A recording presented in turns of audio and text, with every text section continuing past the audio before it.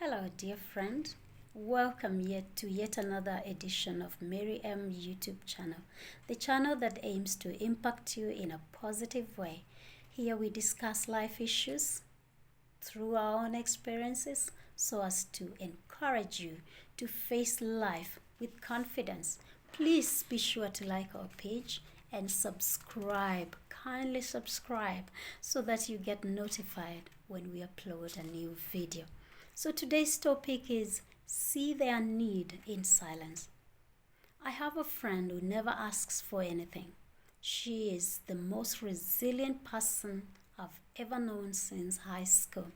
Her parents were not so well off and would give her 200 shillings as pocket money, and she would just be fine.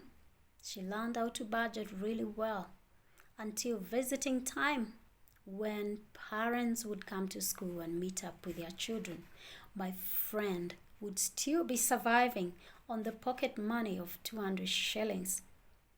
I came to like her for that kind of, stamina, and she wouldn't even say anything to me even then that she was in need of whatever. No, she would just be okay. And when she finally told me her story, I was like, wow, you are the best planner ever. So I've learned to read her.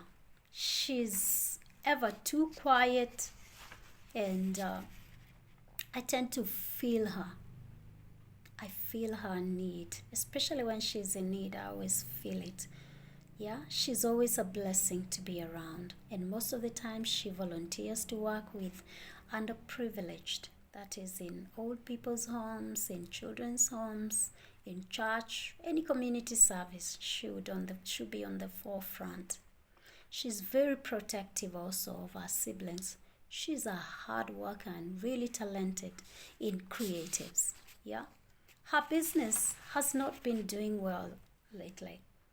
What with all the recurrent lockdowns and stringent curfew hours, it's really taken a toll on her otherwise thriving business before COVID.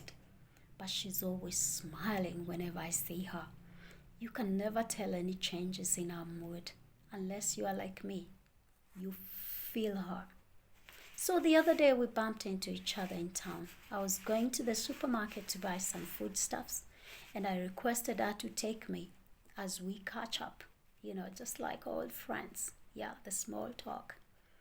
For everything I bought for myself, I asked her to pick up the same for herself. So in the end, I gave her a lift to her house to drop the shopping. And yes, I confirmed my fears. She had been on porridge for days, an adult, just porridge for the day. Yeah, sometimes she told me she would even do once because it was not enough for twice per day. And truly there was no smell of food in that house. I said nothing. I just smiled back and pretended to be in a hurry to leave and not wait for the offer of a cup of tea, because she was insisting that we have to share a cup of tea. Yeah? So all I'm saying, my dear, is that in these times of economic hardships and increased cases of mental illness, we need to check on our loved ones, our close friends, and our neighbors perhaps. Let us be on the lookout. When you are concerned about others' welfare, you will automatically check on them from time to time. Listen to them amidst the conversation. You may identify something that's not right. I don't know if it's just me, but I tend to feel others. I am an empath, of course. I feel others' needs more even when they don't tell me, okay? And I know most of you may also have same tendencies to read others' feelings. That smile behind a sad face. Whether it is an adult or a child you're talking to, may you listen to their vibration. Some things are felt rather than just heard. When your intuition is strong, you can't miss out on something that's not right in a person.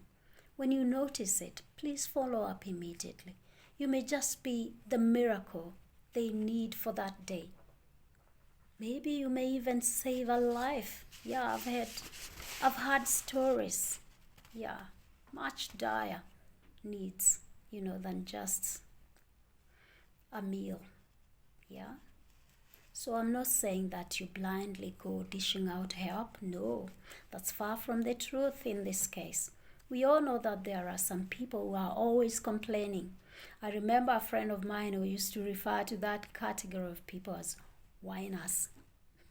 As in, no matter how much they have, they always see the glass half empty. Those will wear you down very quickly. They will wear you out. But that's a subject for another day. Yeah? So we have to be our brother's keepers in this case, okay? Most of the people I'm talking about do not have anyone to run to. Probably their social circle is also battling some needs. Some people will mostly keep their problems to themselves because they don't want to be seen as a bother. Yeah? But there's a limit to everything.